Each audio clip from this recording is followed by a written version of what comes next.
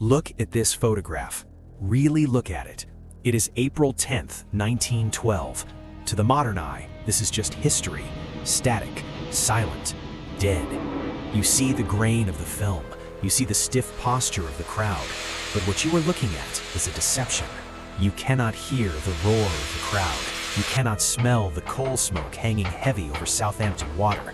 And you cannot feel the terrifying displacement of 46,328 tons of steel shifting against the tide. We are scrubbing away the grain. We are removing the barrier of time. You are not watching a movie. You are not looking at a photograph. For the next 12 minutes, you are stepping onto the deck. Welcome to the Titanic. We begin at the bottom. This is the heart of the beast. It is 159 furnaces burning 600 tons of coal every single day. The temperature here isn't just hot, it is oppressive. The Black Gang, the stokers, work in 4-hour shifts because the human body cannot withstand this heat for longer. They are shoveling not just coal, but the very lifeblood of the empire. Feel the vibration in your teeth? That is the reciprocating engines, 4 stories high. The pistons alone are the size of a small car. This is the industrial might of 1912, screaming at full volume. Move up, steerage, 3rd class. History often paints this as a dungeon, a place of misery. That is a myth. Breathe in. It smells of new pine, damp wool, and cheap tobacco. To the emigrants here, this isn't a prison, it is a palace. For many, the food served here, fresh bread, vegetable soup, roast beef, is better than anything they ate back home in Ireland or Scandinavia. They aren't fleeing in despair, they are sailing toward a dream.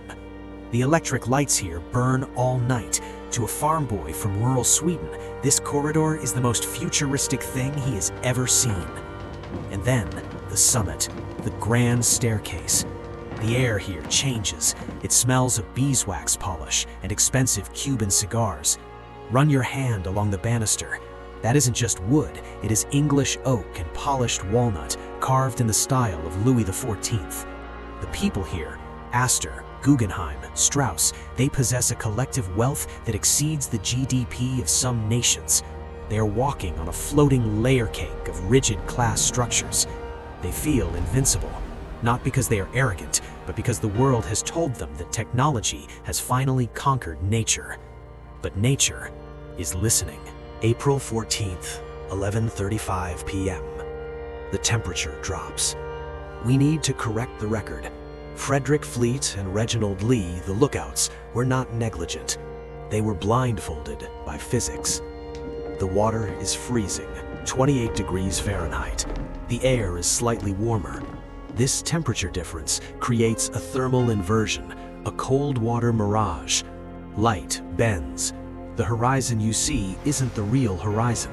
It's a false haze that masks objects in the distance. The iceberg wasn't hiding in the dark. It was hiding behind a wall of refracted light. By the time Fleet rings the bell, the ice is less than 500 yards away. Hard a starboard. The ship turns. Forget the movies. There was no giant gash. There was no 300-foot tear. Forensic analysis of the wreck in the steel samples tells a different story. The ice didn't cut the steel, it bruised it. The pressure was so immense that the iron rivets, the fasteners holding the steel plates together, simply popped. The plates buckled inward. The seams opened. The openings were tiny, barely 12 square feet in total, less than the size of a modern doorway, but they were spread across the first 5 watertight compartments. Here is the math of the doom. The Titanic was designed to float with the first 4 compartments flooded. The water is in the 5th. This is the tipping point. The watertight bulkheads only go up to E deck. As the bow sinks, the water will simply spill over the top of one bulkhead into the next, like an ice cube tray filling up. It is not a tragedy yet. It is a mathematical certainty. 12:45 a.m. The atmosphere is surreal. It is quiet. There is no screaming yet. The band is playing, likely Songe d'automne, a popular waltz, or perhaps hymns. It creates a sedative effect. Passengers are standing on the deck in tuxedos and life vests, their breath steaming in the air, watching distress rockets arc into the Milky Way. They are waiting for a rescue that is 4 hours away. Now, the water. 28 degrees Fahrenheit, -2 Celsius. This isn't cold. This is a physical assault. If you hit this water, you don't shiver. You experience the cold shock response. Your body forces you to gasp, involuntarily inhaling salt water. Your blood vessels constrict instantly, forcing blood to your core, spiking your heart rate. You don't die of hypothermia in minutes. You die of cardiac arrest or drowning in seconds. 2:17 a.m. The stern rises. The physics of the ship can no longer support its own weight. We used to believe she sank intact. We were wrong. The stress on the keel reaches 35,000 tons per square inch. She snaps right between the third and fourth funnels. The stern slams back into the water, crushing anyone underneath it before rising again for the final plunge. 2:20 a.m. The surface is calm again.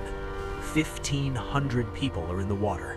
Within 20 minutes, the silence returns. Today, she rests at 12,500 feet. The pressure is 6,000 pounds per square inch. She is being eaten. RMS Titanic, a bacteria named after the ship itself, is consuming the iron, forming these rusticles. They are slowly recycling the great Leviathan back into nature. In another few decades, the wreck as we know it will be gone, reduced to a rust stain on the ocean floor. The Titanic is more than a tragedy. It is a monument to our own arrogance. The White Star Line never claimed the ship was unsinkable without qualification. They said practically unsinkable. But we, the public, the press, we removed the word practically. We wanted to believe we had conquered the elements. We look back at 1912 and laugh at their hubris, but are we any different? We build systems we claim are fail-safe. We build algorithms we claim we control. The Titanic warns us that no matter how big the machine, nature always bats last. Now I want you to put yourself in that corridor on E-deck. You feel the water rising. The stewards are holding the gates locked, waiting for orders that will never come. If you had been in the third-class cabins that night, would you have waited for orders, or would you have broken down the gates? Tell me in the comments. Subscribe for more forensic history. Next video, Pompeii.